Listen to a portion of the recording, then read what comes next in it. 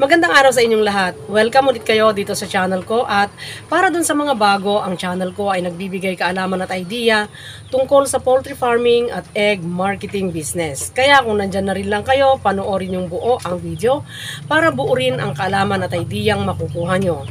Doon sa nakaraang video, nagbigay ako ng choices kung ano ang klase ng egg business na gagawin ninyo.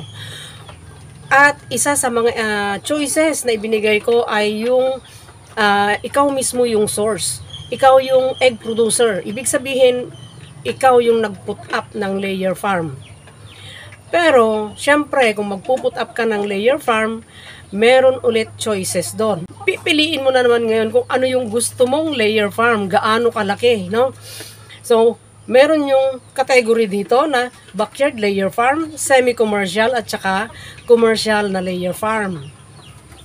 Ngayon, kung napili mo ang mag-put up ng backyard layer farm, ito muna ang pag-uusapan natin, no? Hindi muna natin pag-uusapan yung semi-commercial at saka commercial. Yung mga hindi pa nakakapanood dun sa mga videos na nakaraan, maiging puntahan nyo.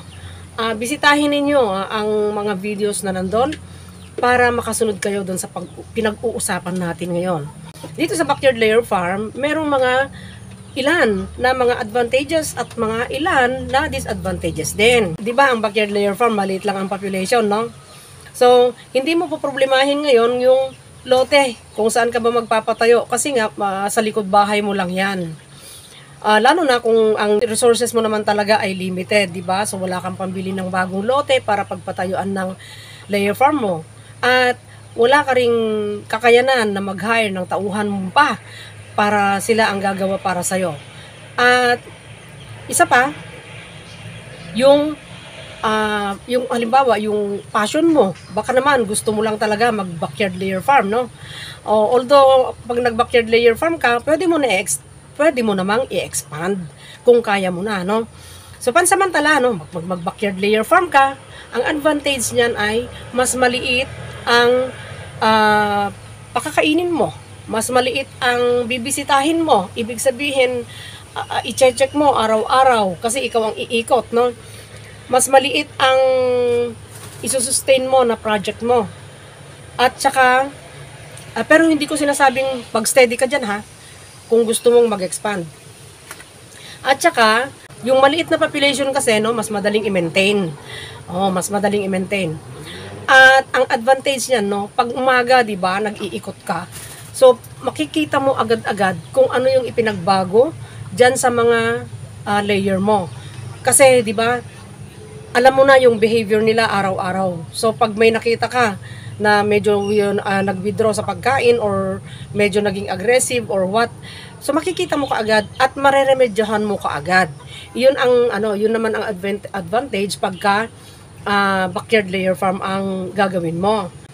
At ang pinakamagandang advantage ng backyard layer farm, no, ay yung markup mo versus doon sa markup ng mga retailers sa paligid mo.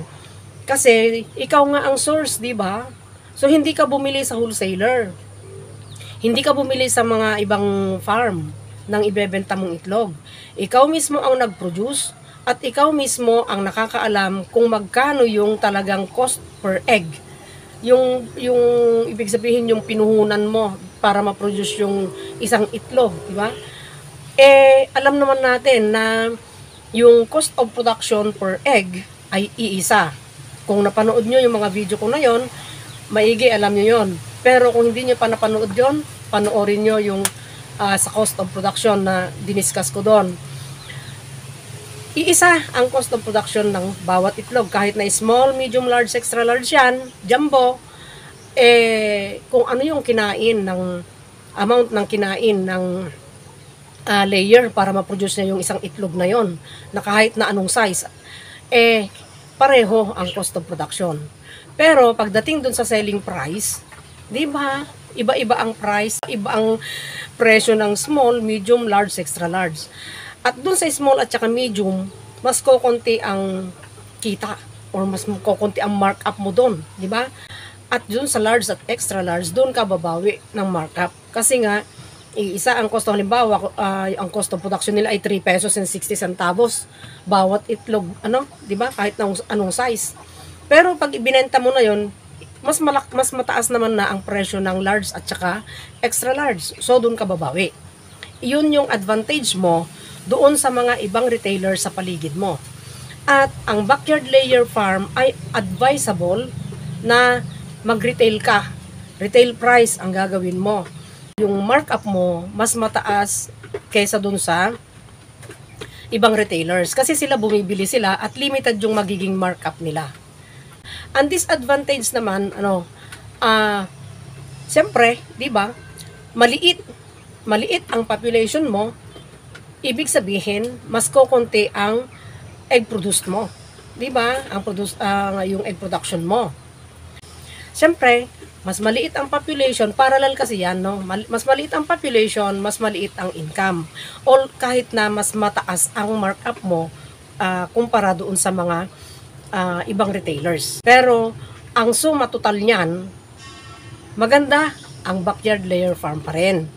Kasi, kahit na hindi ka makakasabay doon sa farm gate price ng ibang layer farm na malalaki, siyempre kasi ba't magpa-farm gate price ka pa kung backyard layer farm ang hawak mo?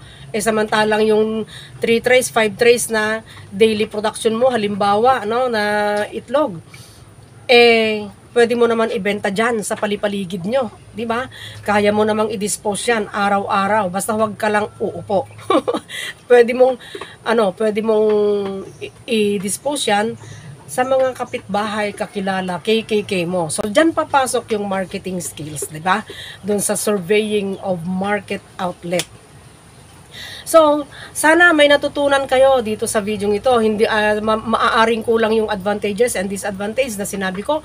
Pero, ang kabuuan niyan ay magandang mag-put up pa rin ng backyard layer farm. Kasi, malay mo, baka habang nagmamanage ka ng backyard layer farm, ay nadadagdagan ang kaalaman mo, nadadagdagan yung marketing skills mo, nadadagdagan yung kung paano mo yung kaalaman mo, kung paano i-manage yung layer farm mo. So, nadadagdagan din yung resources mo, malay mo, di ba? So, pagdating ng panahon, baka pwede kang mag-expand kung kaya mo na. Kaya maganda pa rin mag-umpisa sa maliit para pag nalugi, di ba kaunti lang lugi mo? Pero kung kikita at napakaganda ng kita mo habang backyard ka, di pwede ka namang mag-expand. Ganun lang yun, di ba? Kung yun ang naisipan ninyo, pagpatuloy nyo yan. Magandang negosyo yan. Pag-aralan lang.